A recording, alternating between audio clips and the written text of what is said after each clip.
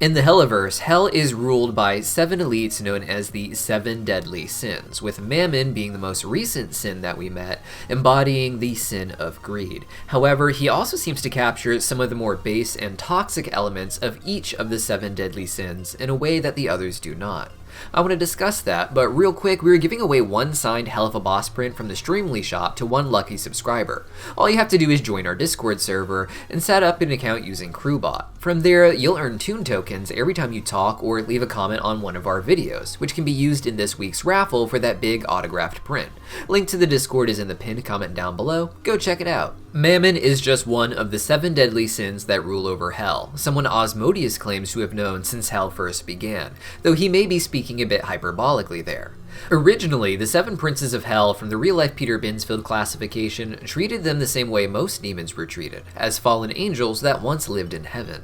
Asmodeus may mean that they did not know each other in heaven, or that they may be beings who manifested in hell around the same time, as it's only been confirmed that Lucifer and his lineage are definitely fallen angels in the show, with the others simply being undetermined. This is a detail I imagine the writers won't have to answer until absolutely necessary, when there becomes a need to either distinguish the deadly sins from the angels or to conflate them. Regardless of Mammon's origins, he has managed to become one of the rulers of the 7 rings of Hell, with such strong dominion in his own ring that others like Lucifer are unable to bend Mammon to his will, something proved by Mammon's Lululand being a knockoff of Lucifer's park, Lulu World. Despite the obvious trademark issues that should be there, the King of Hell is unable to do anything as the courts have actually sided with Mammon in his own domain. Now, traditionally, pride is considered the most deadly sin, because to pride yourself above all else is to think of yourself as the ultimate god in physical form. It is generally used to justify every other sin imaginable. Pride makes you feel like you aren't greedy, but taking what is rightfully yours. Pride makes you feel like you aren't slothful, but rather that you are above the work that others seem to think is mandatory for their existence. And while Lucifer has some positive seeming aspects to him, the nuance of pride as the deadliest of sins is something I think that will be explored in Hazbin Hotel, not just through Lucifer, but through all of the sinners at the Happy Hotel and the Greater Pride Ring. But as a spin-off series in the Helliverse, Hell of a Boss needed to explore different ideas of sins that would not interfere with the commentary in Hazbin Hotel. For this, Mammon seems to have been developed to be the ultimate villain of the series. Let's break down how Mammon embodies each of the deadly sins, but in a way that corrupts them more explicitly than their original holder, at least so far. We've discussed the relationship between pride and greed, how pride can be used to justify what would be considered greed in other people, by believing yourself worthy of the things you so greedily want, and the inverse of that has a very similar psychology, but it's rooted in different things. I believe it is important to take pride in the good things about your life, but that also means taking pride in where you stand in the various hierarchies that exist, including showing respect to those who are in levels above you. To take pride in your system and the people in it, your teachers and mentors and bosses, is to take pride in yourself when you support those people where appropriate. But pride as a sin is believing yourself to be above the system as a whole, and therefore treating like those who have higher positions in the system as if they are the problem and worthy of your derision instead of respect. Pride as a sin may be more accurately called narcissism in today's day and age, and while it can lead to greed being justified, greed as a root sin is a bit different. To be inherently greedy like Mammon is does not come with a natural sense of pride. In fact, Mammon may take pride in very little, being rather gross and all. What he has is not outright narcissism, but an addiction to money. He cares more about money than what he might spend it on, and getting money is what gives him a rush. But from that, he does develop a sense of pride for what he has accumulated, and somehow manage to become the face that is actually printed on the currency. We can tell pride is an issue because ultimately, Mammon can't be losing that much money by losing Fizz. Yes, he is the most famous thing in all of Hell, but even without the very popular glitz and glam to replace him, Fizzarelli seems to have been a very saturated brand, and there's plenty of room for more marketing in Hell for other characters. And he really could just copy and paste the same basic elements that made Fizz popular onto another person and run with it. At the end of the day, what got hurt wasn't Mammon's bank account, but Mammon's pride.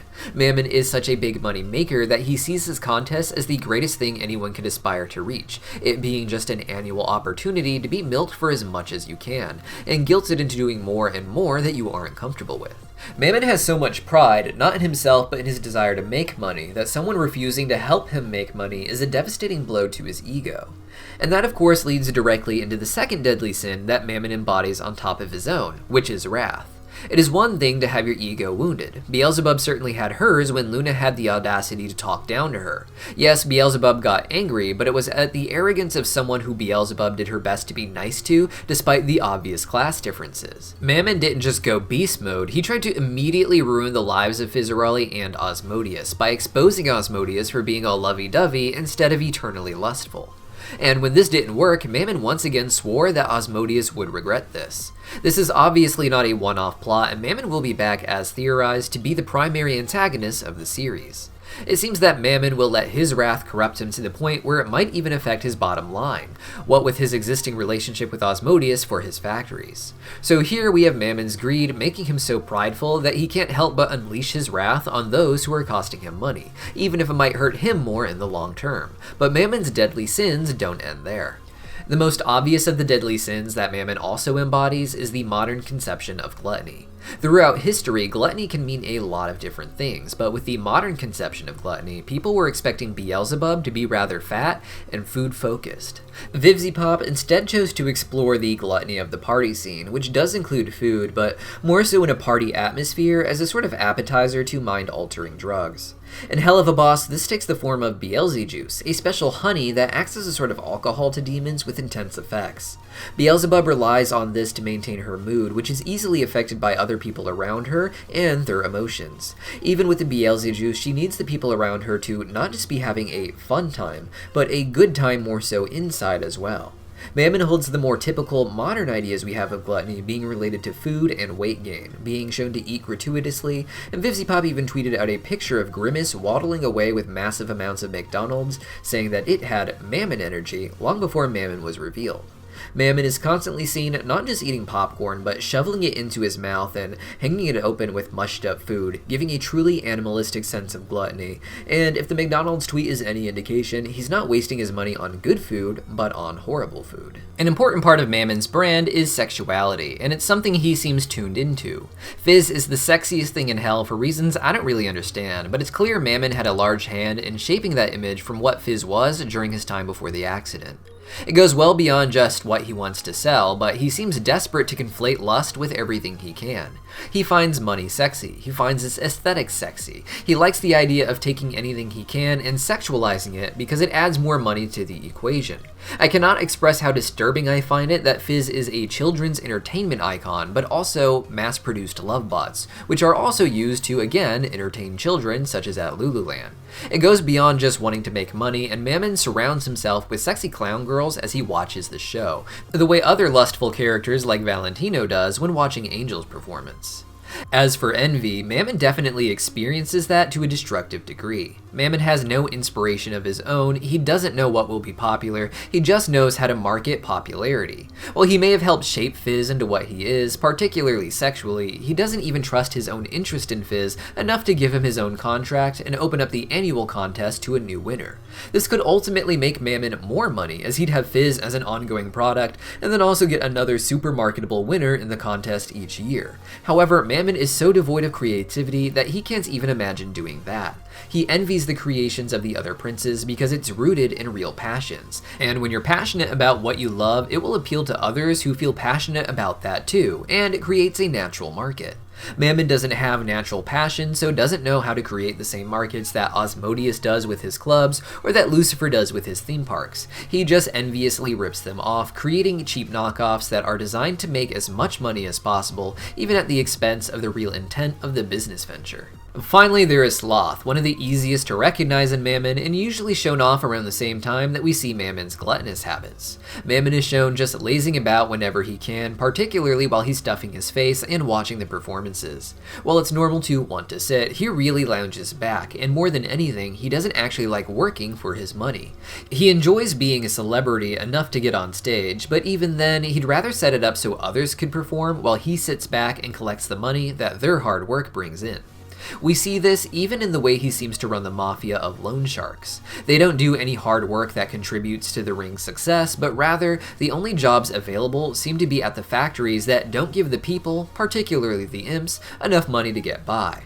Then they have to take out illegal loans that they can't pay back. But over the time that they try, they end up giving back more money than they were loaned by a long shot. All of this has made Mammon the most evil of the sins and definitely the most destructive, but more than anything, he is destructive to himself.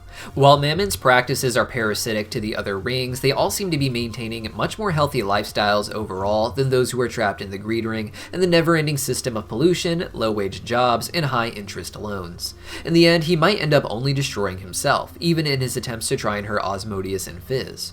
While I think Mammon will have the upper hand for a while, his desire for money and how blind he gets because of it will surely lead to the princes as a whole turning against him in a sense. Perhaps not in an epic demon monster fight like I would enjoy, but socially, politically, in a way that leaves Mammon to fall to the problems that he has created for himself. But what do you guys think? Let me know your thoughts down below, and don't forget to join our Discord server to enter the raffle for that signed Hell of a Boss print. See you guys there.